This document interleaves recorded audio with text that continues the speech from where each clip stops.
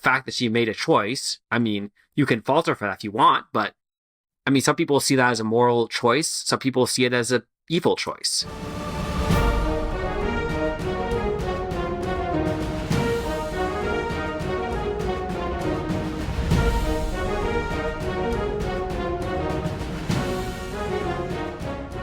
Hello, ladies and gentlemen. Welcome back to another episode of A Lost Plot, the podcast by storytellers for storytellers so that we can tell better stories ourselves. As always, I'm your host, Maverick, and today we have back with us our co-host, Avalon, to review a new series. That's right. We're talking about The Hunger Games by Suzanne Collins. It's based on the book of the same name by Suzanne Collins, and the screenplay is by Gary Ross and Suzanne Collins and Billy Ray, and directed by Gary Ross. This is a classic in the dystopian genre at this point, even though it came out as a book in 2008 and then came out as a film in 2012. So it's had a meteoric rise compared to some of those other classic dystopian novels, such as 1984 or Fahrenheit 451. I don't think any of those have had films that come close to touching the accolades that this one has gotten. So it is worth a review. Avalon, what is your initial impression and rating for The Hunger Games? Hunger Games really takes an idea that you can see it vaguely in some other forms, like sort of like in Brave New World, but then also in history in like the Roman Colosseum, where it's like entertainment used to pacify the masses in a way. But it's also but it takes that in a more modern day / futuristic setting and uses it to almost like an annual, without getting, I'm sorry, starting to get into the movie itself, but just the way it plays with its themes and ideas, I really appreciated that and I really like it.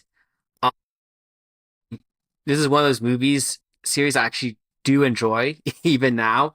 And I gave it a 7.25. So.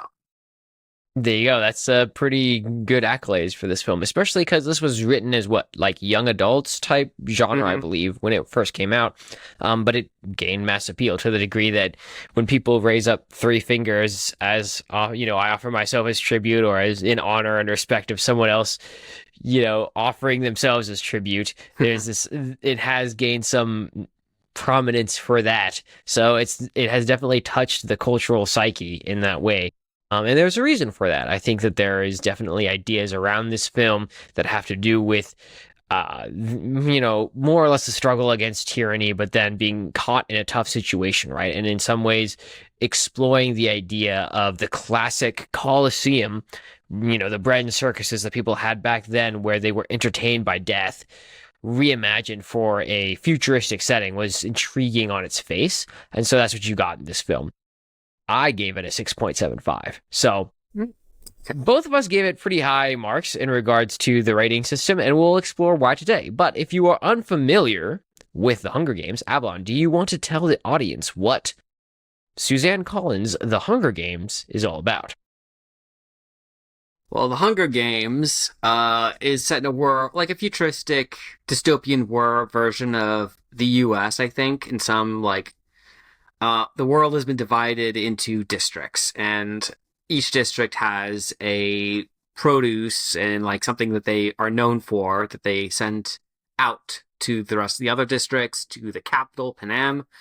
And every year there is this event called the Hunger Games, which is a remembrance of the rebellion that was put down a while ago, and this is almost every district has to give 2 tributes to the Hunger Games, and each year those tributes have to fight to the death, and with only one person standing at the end, and essentially for the entertainment and the amusement of those in the capital and in the other districts, to varying degrees.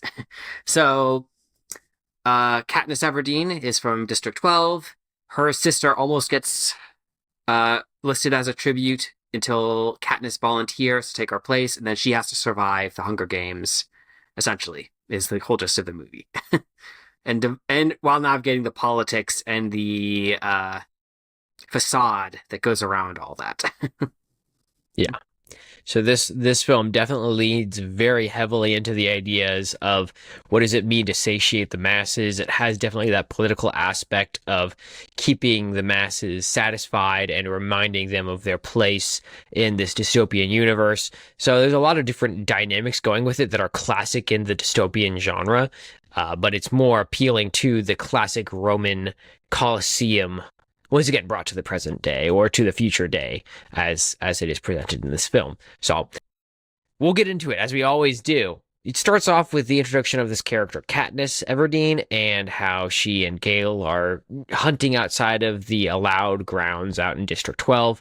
And then it just to introduce us to the characters, if you will, and where she's coming from, her wife and sister, or not wife, her mom and sister, good heavens. And from there, you see that they have the selection of two people from each district, and they select one man and one woman between the ages of 12 and 18. So I guess one young girl and one boy for the games. And in that situation, you see that Katniss's sister Primrose gets selected to be in the games. And instead of letting that happen, Katniss offers herself as tribute to be selected for the games. What are your thoughts on the introduction of this film? Very strong opening. I mean, especially when you follow the events, because it's like you have what's a normal day for Katniss, like she's going to hunt to provide for her sister and mom, who you get the impression that early on, like at this point, the mom is hardly there. Like she's not really taking a very active role. Like she is, I mean, she's there doing some stuff, but she's not like providing as much for the family. So Katniss has stepped up to be the provider. Their father is dead, and you see she has been forced as a young individual to step up, be the provider. She cares for her family, and she makes all these promises to Prim, her sister, like you won't be selected, like the day of the reaping, like trying to like a swat, like deal with her fears. And then to her horror, like her sister gets chosen, and so like her very like promise gets practically proven false in that moment, and she's like no, and like the only thing she can do in that moment to protect her sister is to volunteer and to take her place. It's a very strong opening. It has a lot of emotion. It really puts you like draws your empathy for Katniss and makes you want to support her immediately. There's so much in the opening that makes you root for her from the get-go. Yeah, exactly. I mean, there's so many great elements. There's the idea of just like the familial bonds. And even though you don't have a lot of time to develop that, you get the idea that it's a sister caring for another sister, a promise that she's like, oh, there's so many people that are selected for the games or who are options for the games. The chances that you get selected are so low, right? You have nothing to worry about because she's been doing it for years and she hasn't been selected. So why should her sister Primrose be worried? But then, of course, her sister gets selected, and that just develops this idea of agony. And so in that moment, Katniss chooses to sacrifice herself or to offer herself as tribute. It immediately engenders these ideas of sacrifice and what it means to be sacrificial for someone else that you care about from the start of the film. And that sets the tone for both what kind of character Katniss is and then also what kind of universe they're in. This idea that it's a cruel world and that they are stuck in a cruel world and have to live with the consequences of the world that they are thrust into rather than being able to make a life that they would choose for themselves. So, I mean, there's a lot of great things going for it in regards to just setting it up. And I think that Suzanne Collins was right on the mark when it comes to a lot of these things. And there's in regards to especially the opener, there's a reason that it catches people's attention so quickly because there is a lot of things that she identified as like, this is a great way to tug at the heartstrings, if you will, and get them invested. So I was very intrigued by this film when I first watched it. And again, just seeing it again, it's still enjoyable. But what are your thoughts on Katniss as a character? Do you think that she is a well-developed character? Do you think that she has a lot of things going for her and was the protagonist for this film? Well, I mean, as I said, there's a lot. I mean, the reality is she is, as you see, she's a young person who's been thrust into an adult role fairly early on. I mean, she's not without her like quirks and everything. I mean, you see that she doesn't like she has a thing against the cat in the house and things like that. But like you see these like little things about her that she does have personality, but like she has a moral code. She cares about people, and she doesn't want to put suffering on others. Like she's not in favor of the games, though she doesn't say that out like explicitly in public. She just mentions that like she just has this stance, like just kind of this thing. Well, I mean, you just see enough of her character that you realize that she's like she has a moral line, and she doesn't want to be like she'll kill animals, but she doesn't want to be killing people necessarily. And so when she's thrust into the situation, she knows the odds are very much against her and that she's not like, and she's also from a poor district. That's another thing that they've established right from the get-go. Like District 12 is known to be like one of the poorest. Like, and in their, like the other districts, like districts 2, like 1 through 3 or 4, like some of those higher or earlier numbers, like they're actually richer and they like will volunteer regularly for the games as a competition kind of thing. I mean, well, I don't know if I forget if this is the movie in the books. Like, I'm not sure like that point They might be for the do. books, Yeah, but no, they mentioned that for District 1 and 2 that they have a almost like an academy, if you will, for those higher up districts where people train all their lives for this moment, which is kind of crazy to think about that you will be training to offer yourself as tribute when you're, I think 18 was the oldest that you could be yeah, to offer yourself as tribute. And they train all their lives to be fully competent and to try to win the games. And even in their minds, they might be saying, well, I'm one of 4 or something like that, one of 6. So there's a pretty good chance that I might actually win because they think they're going to just absolutely massacre everyone else. But at the yeah, same time, it's like there is some level of competition that means that anyone else who's brought into the games is more or less fodder, right? They're there to be massacred by everyone else and to lose. And so that's what you're going to get from everyone else in the districts, which means that someone like Katniss, who comes from a poor district, has very low chances of winning. hmm. Yeah. Now that being said, she doesn't. It's not that she's helpless either, because we see enough to know she is a hunter in the woods. Like she has been hunting for years. Clearly, knows how to track creatures, knows how to hunt animals. So the reality is, she's not helpless. She has some skill, but can she use that in a life or death situation against another human being? So, Yeah. And that goes back to her moral compass. Like, how can mm, you both have a moral compass and try to do the right thing when you're mhm, stuck in a situation like this, where you are trying to fight for your survival, right? And if you do not kill someone, they will kill you.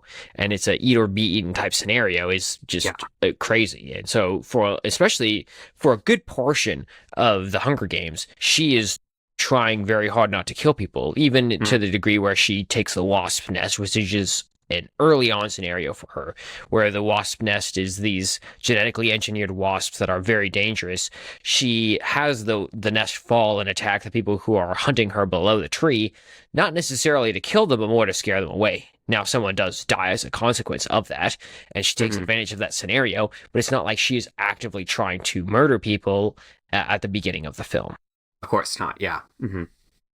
And I think like just going along these same lines, there's an idea, if you will, getting almost into some of the themes and moral questions of this film. There's this idea that, well, at the end of the day, she ends up going to the full degree, right? And if you've seen this film at all, if you haven't seen it, it came out in 2012, so just be warned, we're about to give some spoilers in this film. But if you've seen it, here we go.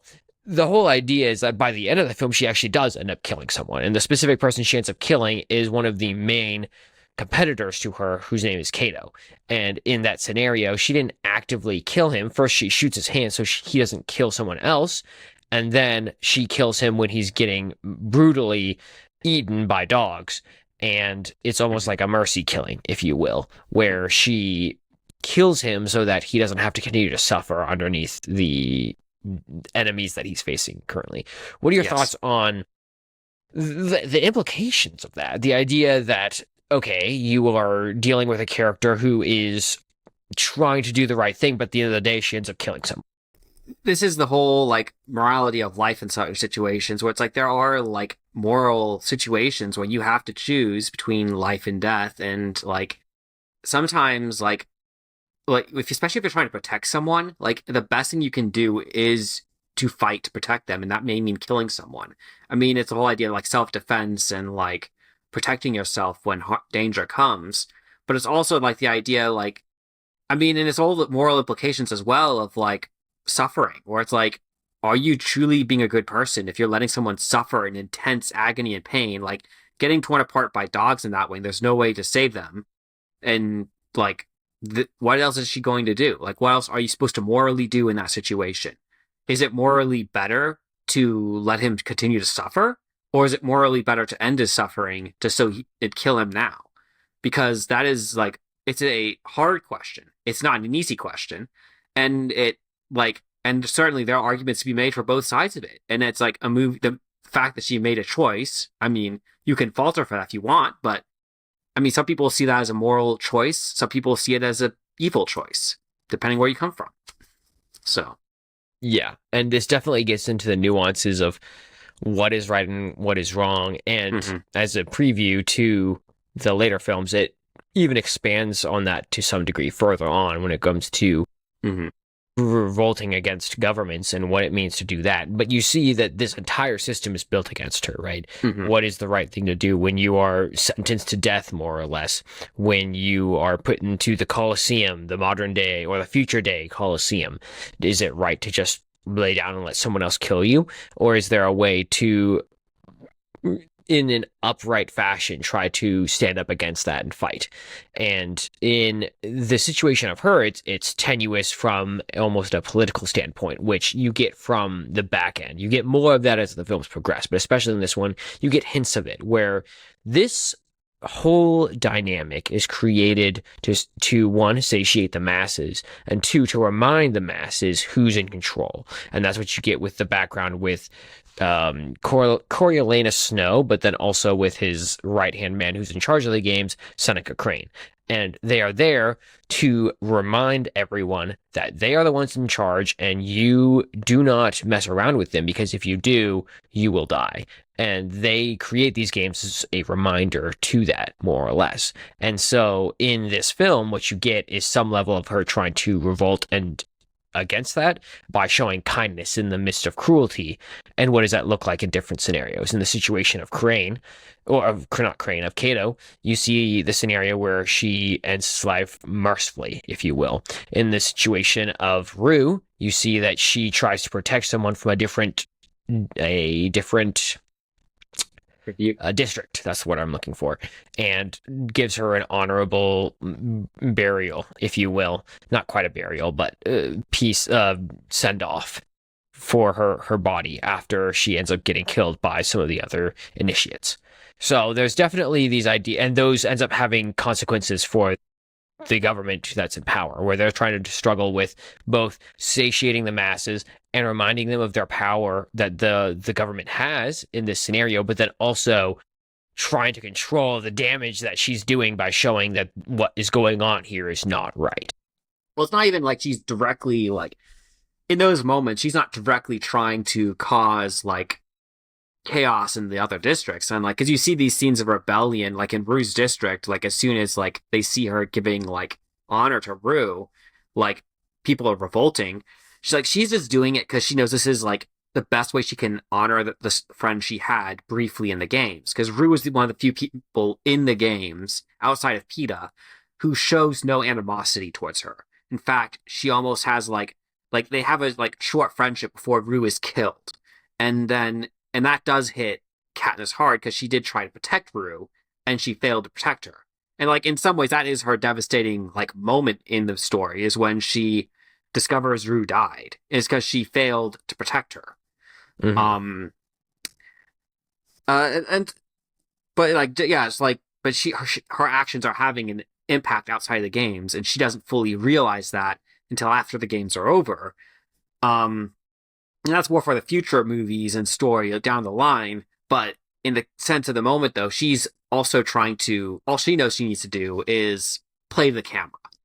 Like, because she gets the idea that she needs to put on a show for the audience, that she gets, that the sponsors will send her gifts when she needs them, and she sends her items, like, and when especially when she's, like, teamed up with Peta at some point, like, and he's sick, like, she needs medicine, and she needs stuff, and so it's like, she's reliant now on playing it up and playing up the roles that have been divvied to them. more or Right. less.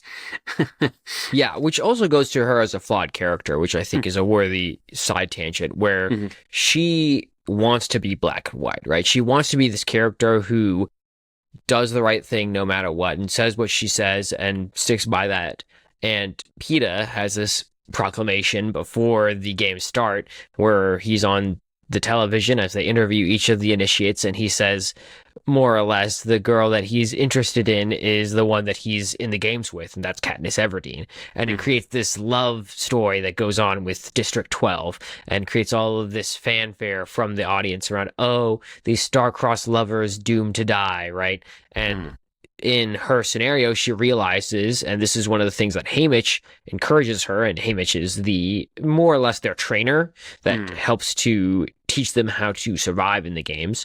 He tells her that this is for her benefit, that makes her look like she's a good character, that everyone wants to root for as an underdog in the middle of the games, and that she should play this up. And so she starts to do that, to be disingenuous and to pretend that she is invested in this friend that she had back from District 12 and say that she loves him when she doesn't actually. And she does that for the Mhm. sake of the cameras. And so it shows this nuanced character that is not fully good, that she has to struggle with these ideas of what does it mean to, play the politics game, if you will, right? Something that's Mhm. going on a lot in the background. And she just starts to play that in the foreground with Peeta. Mhm.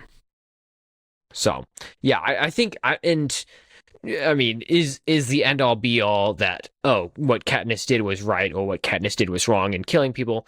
I don't know that it's necessarily clear, I guess, is the word I'm Mhm. looking for. I wouldn't say It's that not it's, black and white. yeah, It's like the morals of the situation are gray enough that it's hard to make a decision which one is the right decision. right. And I think that the film leads to the conclusion that potentially, in the sake of protecting others or in the sake of mercy, you do end up killing people.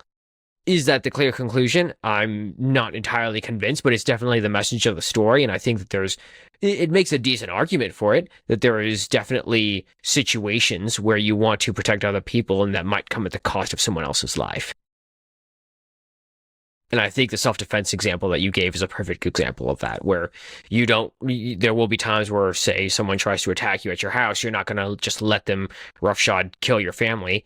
You're going to want to protect against them, and that might end up resulting in someone else's death. This is just a more extreme version of that, where there is no other option but someone dies. So that's what you get. Anyways, that's the moral conundrum of this film, I think, in a Yeah, it's nutshell. definitely one of the themes, like heavy struggles of the movie.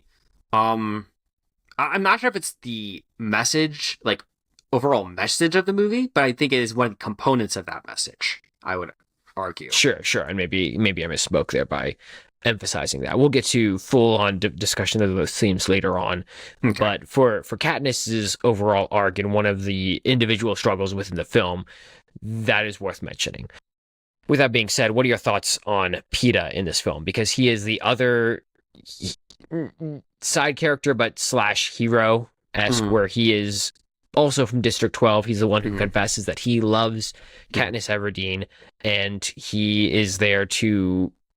At first, it looks like he's there to help her, but then you see very early on that he's allied with the enemies to help try to hunt her down. What are your thoughts on Peeta? Is he a compelling character in this film? I think Peeta is compelling in his own way. He is because he's not like he has a reason for what he does. Every time he does something, it's not like he's doing things out of like, oh, for no reason. And his goal from the get go isn't really to win the game. It seems it's like you get the impression he's trying to make sure Katniss survives. After a certain point, you begin to realize he's trying to make sure she lives because he definitely loves her and cares for her. But at the same time, he also you get the impression he knows how to play it up to the cameras better than she does. Like he knows how to act and to play the part. Now, that doesn't mean he's acting when it comes to loving her. In fact, it seems fairly genuine, especially towards the end when, well, partway through the film, I mean, okay, well, let's go back, take a step back for a second, because he's almost like a foil as well to Katniss in some ways, where it's like there are moments in the movie where it's like she is now forced to make a moral decision, because the stakes have changed or the rules have changed. And especially in the moment when they say now people from the same district can win the games, this particular game together if they both survive to the end. It more or less forces her out of her hiding spot because she can hold up now because she has everything she needs. But all of a sudden this happens and she realizes, oh, Peeta is still alive. And now we could both possibly get out of here if I find him and like help him. And because she's got this moral compass and because she's not like heartless, she feels she has to go find him now and try to. And so she ends up finding him, finds out she's sick. Now she has to find medicine, and it puts her a whole new layer of like stakes and difficulties for her on the table that now she has to deal with that she didn't have to deal with before. And it makes the whole situation worse for her. So, but yeah, throughout the whole time, like Peeta isn't sabotaging her. He's not like trying to see her downfall. Like even at the very end, when it's just them and they rescind this change, it's like now it's let the last best person win. They're putting her in a situation where now she has to kill Peeta, and Peeta's more than willing to die in that moment. He's like, go ahead, more or less. Like I mean, you could call it like fatalistic love or something, where it's like, okay, I'm sure. Like but he's also like realistic, where he's like, this is like the world we live in. This is the situation, and he doesn't see a way around it. So, I mean, as a character, I find him very compelling on a certain level. I think he's really well done. He is, and just because he's like weak as a fighter, I mean, well, he's strong, but he's like in terms of like, he's not the hunter Katniss is, for one thing. Right. But he isn't like a weak character either. He has his own strengths, albeit different from hers. Yeah. And in some ways, like you said, the roles are reversed for them. You see this idea that Peeta is almost in some ways the damsel in distress, where he is the one who needs saving in all of the scenarios, and he's just trying to use his wits and use what he has on hand to try to save himself in these desperate situations, while also not trying to get other people killed. And in the scenario, for example, with Katniss, he doesn't actually lead the other crew to her. She ends up getting found by the crew as a whole when the flames on the edge of the arena push her toward the center. So it's a scenario where it's not like he's intentionally trying to get her in trouble, and that you end up seeing that develop further as he ends up escaping from that crew who has captured him to help find Katniss, and he still got hurt. And he needs medicine, right? And then he's once again the damsel in distress, and she has to help get the medicine for him to get him healthy again, right? And then he gets captured by Kato, and they're on the edge of where the dogs are attacking them, and she has to try to kill Kato, or stop Kato at the very least, without letting him pull Peeta down into the pack of dogs, and also, not to get his head snapped or his neck snapped in half by Kato. So there's a bunch of scenarios where he is the victim that is being pulled along in the thrust of the scenario, but he still has that moral compass that Katniss has, where he's trying to do the right thing and protect people. He's just much less competent than her in the fighting arena specifically. And because of that, he's in much less of a situation to make a decision to end or save someone's life compared to her. Do you think that draws away from him as a character, that he's not the fighter type? No, I mean, personally, I don't find characters need to fill an archetype or they need to fill a certain role just because they're male, female, or that they have to be like just because your nationality or whatever, you have to be something. Like, I think a character can be whatever. I mean, as long as it fits the character and the character makes sense, like from top, like if you give me a fully fledged character and they make sense, then yeah, I'll go with it. I'll follow that character and like see where they go. Peeta like is a fully fleshed character. I mean, just because he's like not the fighter that Katniss is doesn't mean he's not compelling. I think he's just as compelling as Katniss sometimes, especially later on in the series. So I mean, he's not. I would just no. I don't see any problem with him being who he is. Yeah, 100%. No, I think that he is a great character. I do in some ways love that they do that twist where he is the one who is less competent and he has to struggle through that.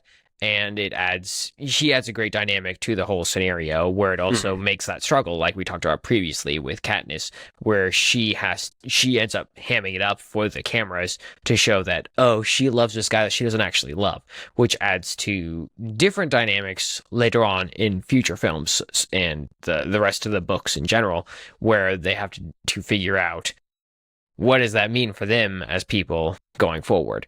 But for the purposes of this film, they developed that, for the sake of this film even, very well.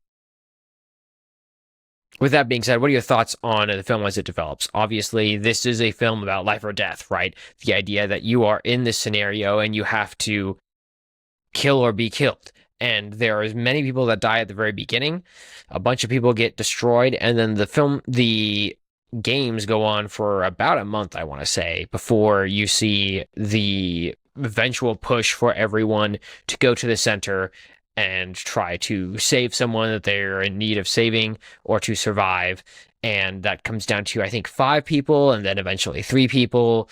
And there's a whole bunch of different arcs talking about Rue and that whole scenario and the love arc between Peta and Katniss, to the degree where they're on top of that base in the center of the arena and the dogs are I think chasing it's a them. cornucopia, I think is what it was called. Yeah, yeah. So that's what they call the loot in the middle of the Mm. place, and that little hovel that you, if you will, in the middle of the arena. What are your thoughts on how all of that develops all the way to the climax of the film? It's very well done. Like the stakes are slowly raised, and this like the conflicts that emerge, like in a way, like every action thing, everything that happens kind of comes out of like the earlier sections of the movie, if that makes sense. Like, and because Rue's district, I forget, it's is it District 9, District 8, or something like that? I forget which district Rue is from, but you get the impression that their district isn't very wealthy either. They're a poor district, sort of like 12. Yeah, I Um, believe it's District 11. yeah, but essentially, Rue and the boy from District 11, they didn't have hard feelings against each other, and they cared about each other apparently too. So when Katniss is about to die in that one situation, and she's gloating about how she killed Rue, it makes sense. I mean, it's sort of unexpected, but also makes sense when he suddenly shows up and he's like, "You killed her," and like he attacks her, like in anger. So it's not like, but it's like it flows out of the setup, I guess, some of the earlier scenes of the movie. Um, so it's like, but everything is like coming to a head. Like previous things that happened early in the movie, like things start coming out, things start like being pushed to a degree, and the game makers are like forcing them to everyone to confront each other in like a finale. Like by bringing the dogs out at the end, they're forcing everyone into on top of the cornucopia because there's no other safe place in the arena. Hmm. And then it forces like Peeta, Kato, and Katniss to like essentially face each other. Right. So And what are your thoughts on that conclusion, especially with this character of Kato? As a villain, do you think that he is a compelling villain? this might be one of the only weak points of the movie for me because Kato, most of what you see of Kato is in a group setting. I mean, you see him a little bit in the training as well. Nods of him, like of him watching some of the other like tributes, but like we are not given a whole lot of his like character development except at that final scene on the cornucopia in a way, because you get an idea of like this is inevitable with him, and he realizes that someone's going to have to die, and it might be him. Like, because before he is all assured that he could be one of the victors, but now he knows in the final moments that he could die. And Hmm. even as the audience, you know he could die too. And that's why he has Peeta in a like death hold, like he's going to kill him, because he knows that's the only thing keeping him from death at this moment. Right. So, I mean, as far as Kato goes, like as a villain, he doesn't have a whole lot like of um there's not a whole lot of development for him in my eyes. So I mean, it might be one of the only weak spots in the movie in a way. Though to be perfectly frank, I'm not sure I would label Kato as the overarching villain of the story. No, I So wouldn't I either. would, But he is yeah, a strong he's a opposing strong force. antagonist in the arena. He is the inside of the arena itself. He is the antagonist in a way because he is kind of helping to lead the others for a good section of that group of other tributes. The only because if I was to actually label a villain, I would think of shoot, what's his name?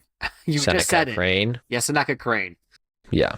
Because he takes a more direct like role behind the scenes against Katniss in some ways. Hmm. But at the same time, it's like he's being the game maker, the one in charge of the game and games, bringing out the obstacles and like forcing the conflicts. Like he can't like directly get involved. He's like as Hmm. a game maker, he's not allowed, not really, to kill off a tribute, if that makes sense. Which is why like the dogs at the end, and the stinger, the wasps. Can't They had a name, but I can't remember the name.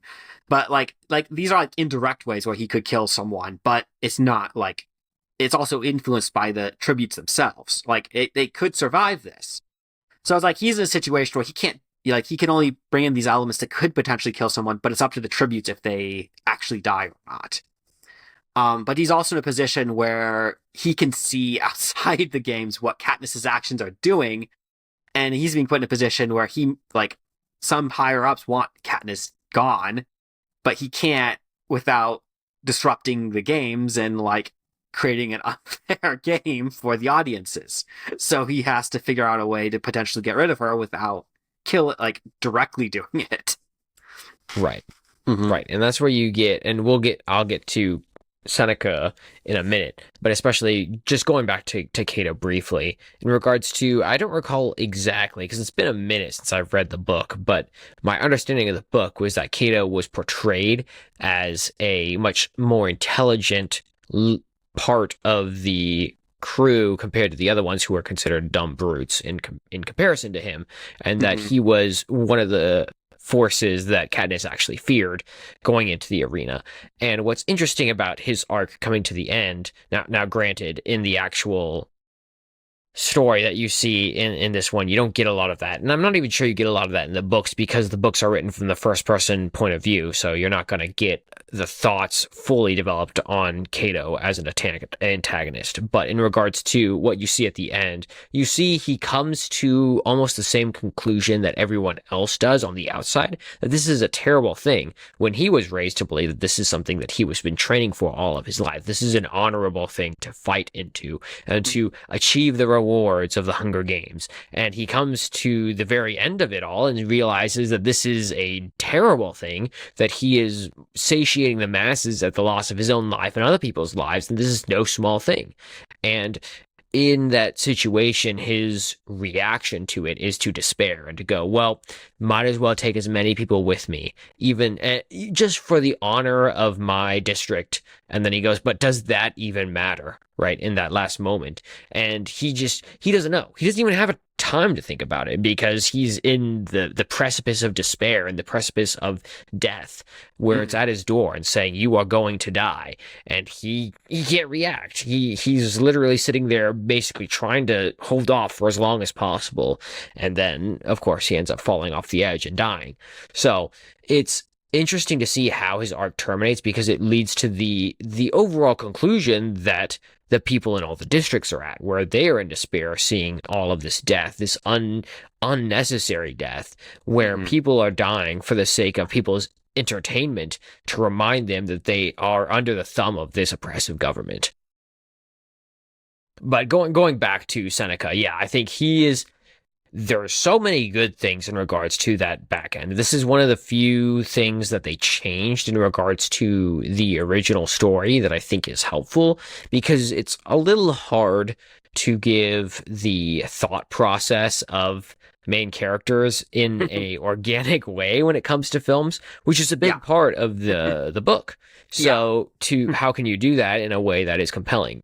And especially talking about the director of this film, Gary Ross, when he was looking into this, he realized that the best way to do that was to show some back end scenes with other characters, even though it was still primarily Katniss shown on the screen and her point of view, Yeah. occasionally diverting to what she would be thinking about in the books, but then clearly showing, yes, this is actually the case, not just her insinuation in regards to how the world worked. And Seneca Crane was the perfect example of that, showing how they were manipulating things on the back end to try to coerce her towards certain directions, trying to get her killed, trying to create certain winners within the games.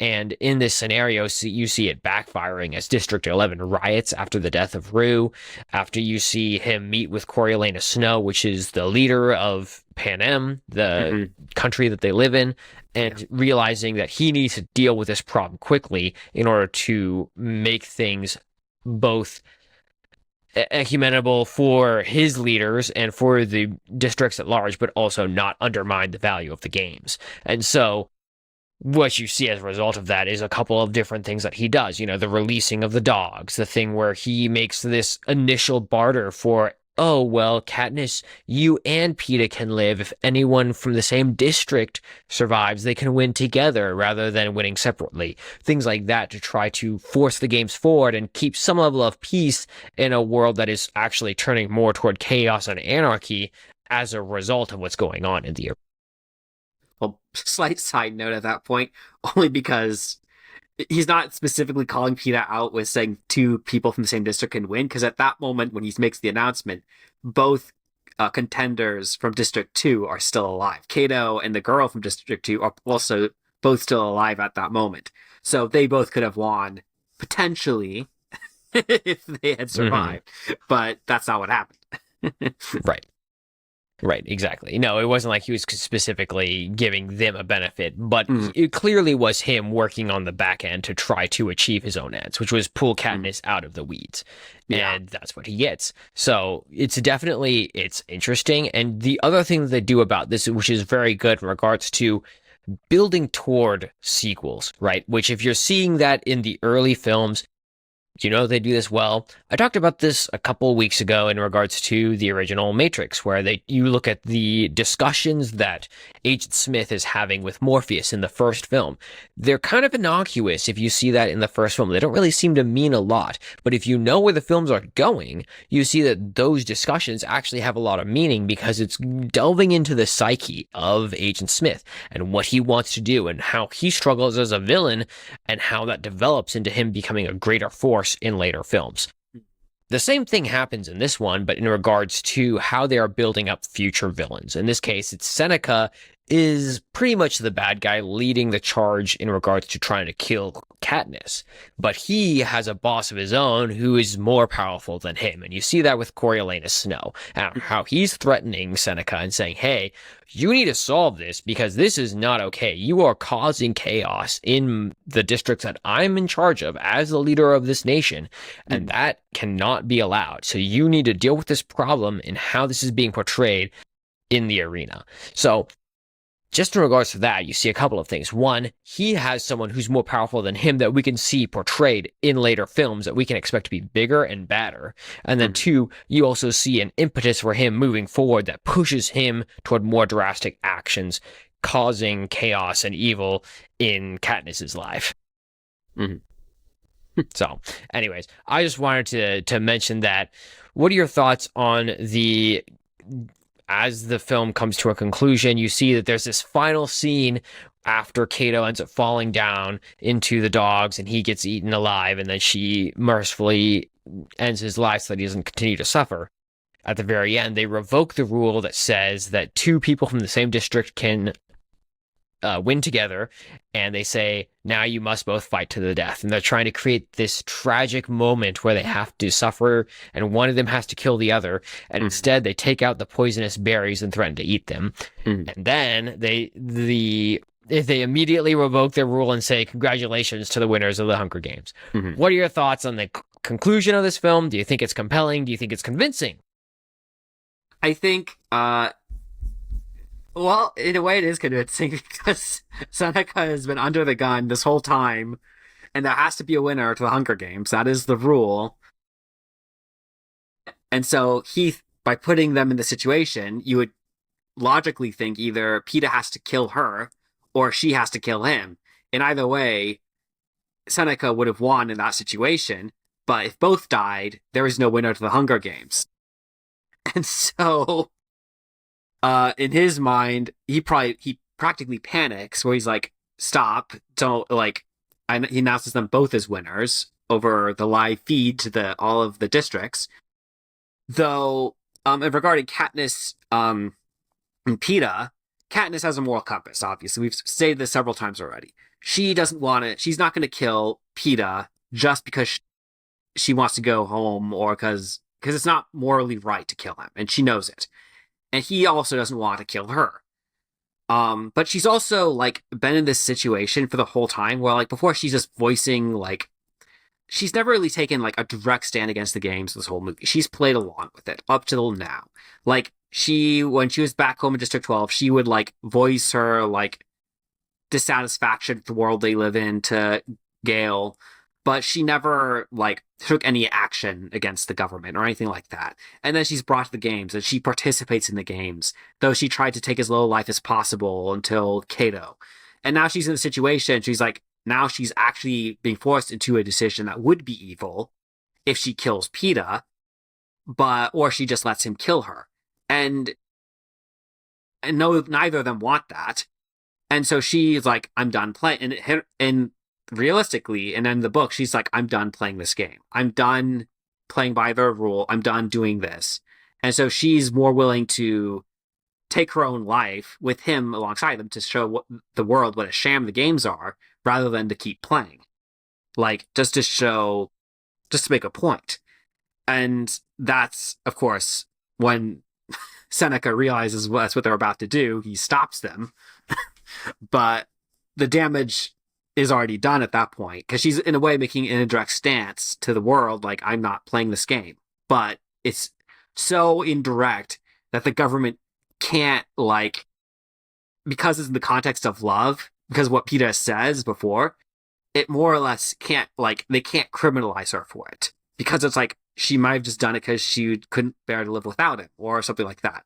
So, like, it puts the government of Panem in a difficult position where they can't say she did it in rebellion because they can't prove it, at least not yet. Right.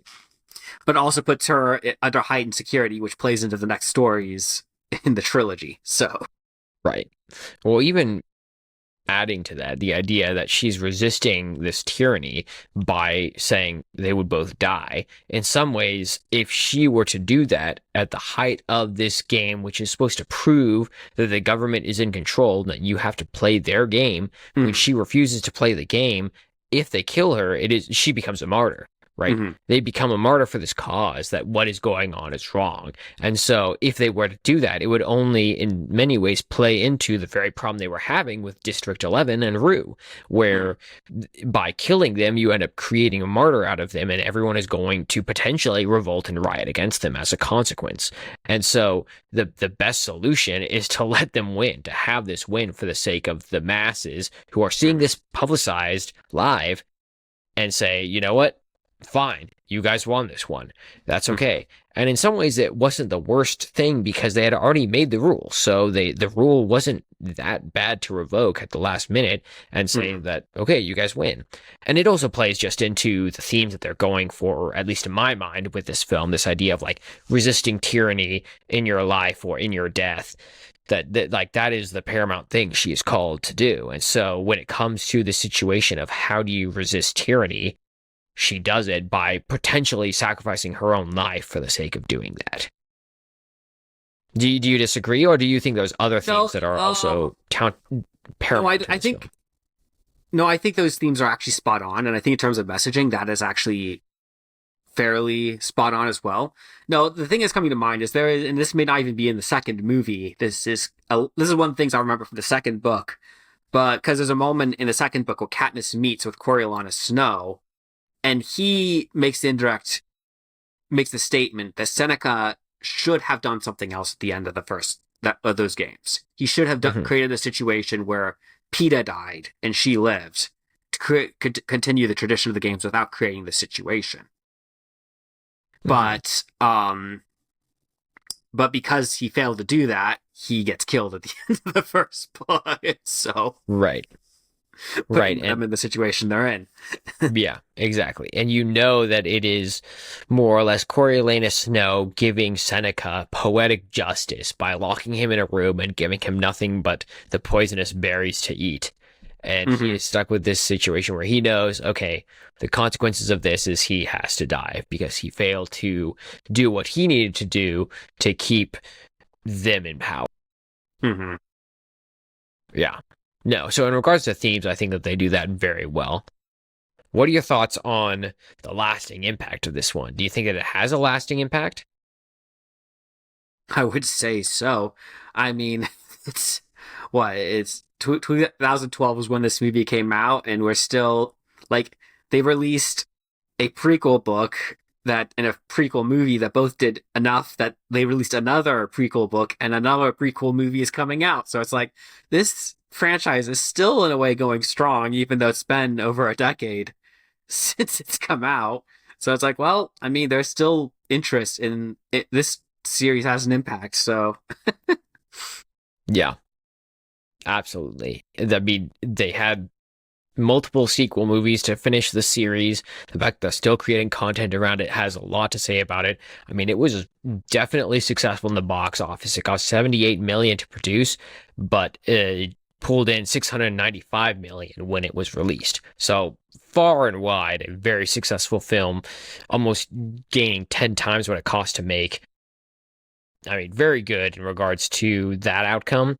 It also is speaking highly to the idea of, and this is one of the things that you very often get with the adaptation world where they go, oh, the books was so much better. Well, guess what? You know who was very critical in the development of this one screenplay? Suzanne Collins, who actually wrote the original book. Like, she was critical to developing the screenplay for this one. So there is something to be said about that because it was in many ways very similar to the story that was in the books themselves. And that makes sense, right? It was true to the story she was trying to tell, and she reflected that in how she created the screenplay for the live screen, right? But yeah, it's very successful. We already reviewed one of those prequels a couple years ago when it first came out, A Ballad of Songbirds and Snakes. So if you want to check that out, go ahead and look in the the archives. archives of the podcast. You'll find that somewhere. But that's what we got for this podcast, and I think you'll see more of this to come. So stay tuned. But that's all we got for today. So we hope you all enjoyed. We'll be back as we always are next week. We'll see you all then.